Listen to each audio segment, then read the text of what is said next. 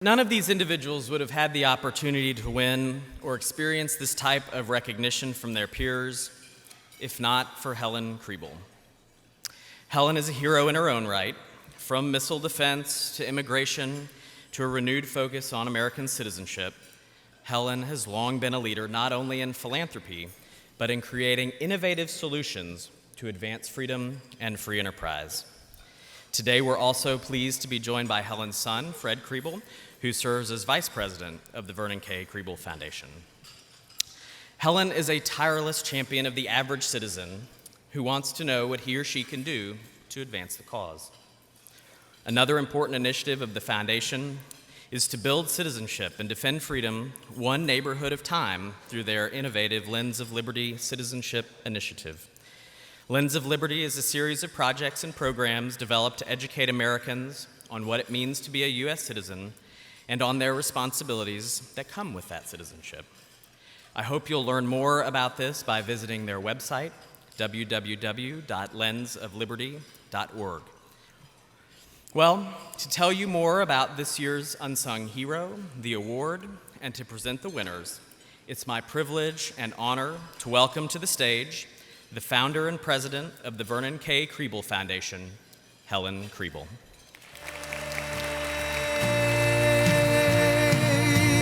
And I'm proud to be an American, where at least I know I'm free.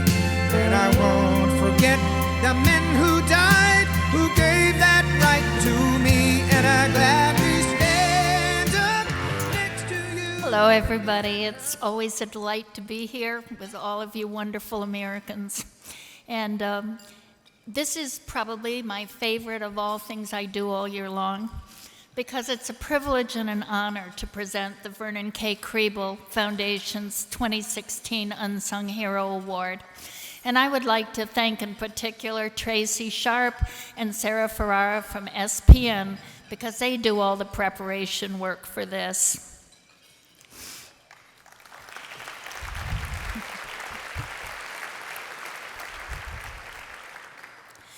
Our American way of life is balanced on a scale.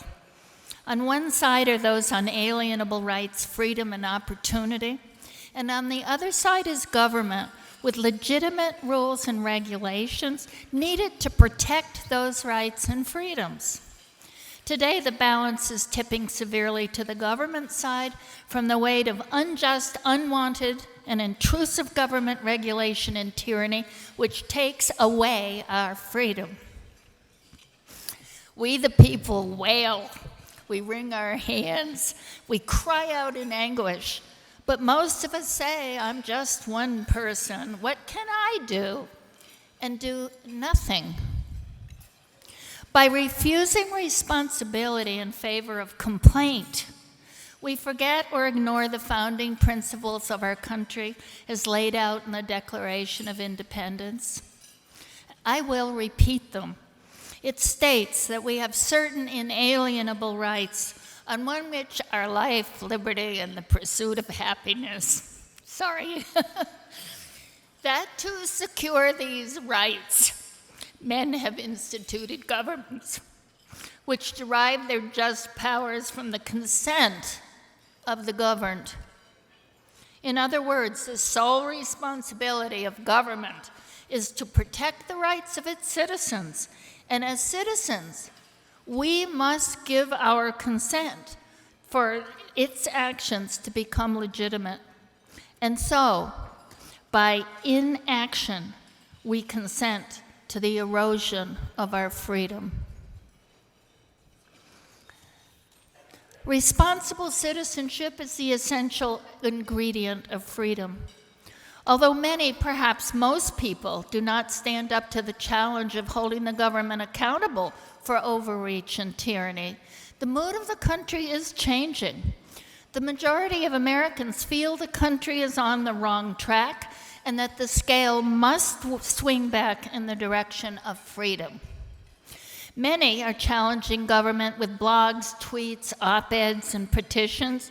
Perhaps most inspiring are those people who become watchdogs for their communities, dedicated to personally overseeing the actions of their local and state governments, to casting light on the proposed regulations, laws, and expenditures which sap our initiative, our creativity, and our ability to succeed.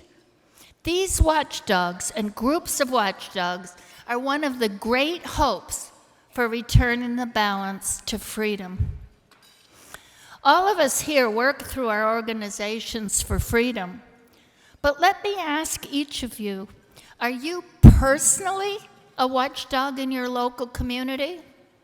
Do you know what's being considered by your town or county government for action? Do you stand up against those that diminish freedom and support those that enhance it? If you do, you too are an unsung hero, as we all must be. You might be the responsible citizen who made the difference. This year, you nominated 34 unsung heroes for this award. Each was amazing, amazing. So much so, in fact, that for the first time, we're giving monetary awards to 3 runners-up. The third runner-up is Wade Moore.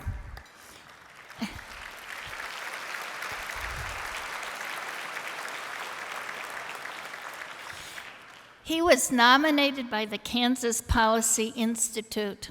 He's the pastor of an urban church serving Wichita's Black community, and he fought for and continues to fight for school choice for poor kids in the local and state level.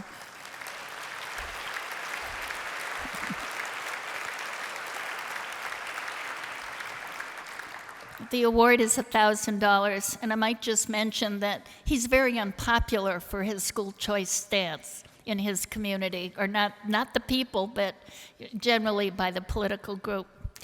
The second award is Cimbria and Sarah Patterson, who were nominated by the Libertas Institute in Utah.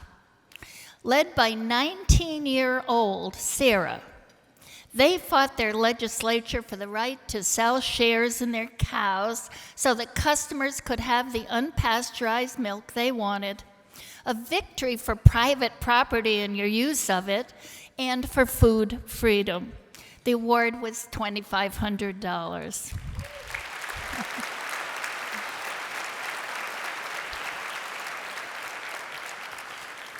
The first runner-up was Serena Rose, nominated by the Commonwealth Foundation. As an officer at a company in Philadelphia, she hired both union and non-union contractors.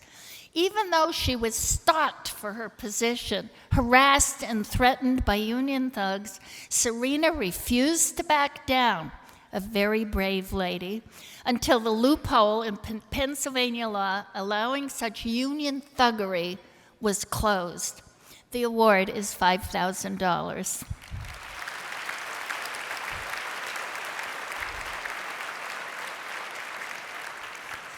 And each of the nominating organizations also, by the way, will receive checks. To each of you who nominated one of these 34 unsung heroes, and to each of you who were nominated, congratulations and our heartfelt thanks for being guardians of our freedom.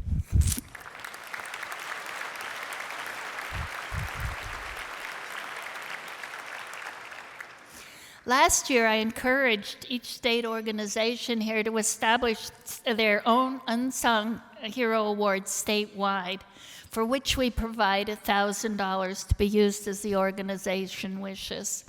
4 states have already done so.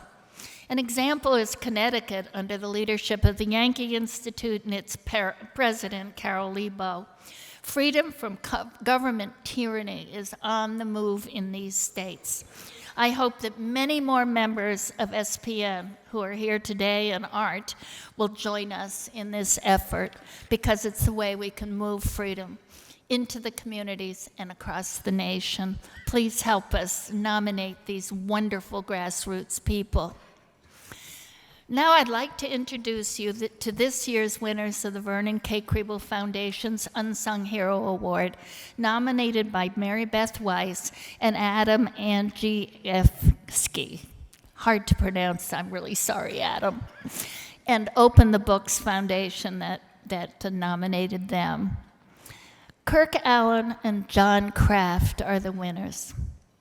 Their extraordinary achievements in holding government accountable have made the Edgar County watchdogs inspiring national models.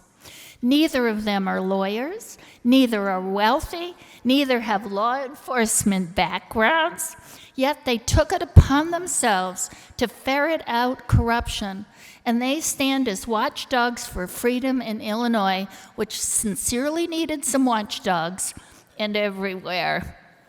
They continue to monitor the activities of their local governments, and they train other watchdogs in other communities, helping spawn a wave of citizen involvement that is truly changing Illinois.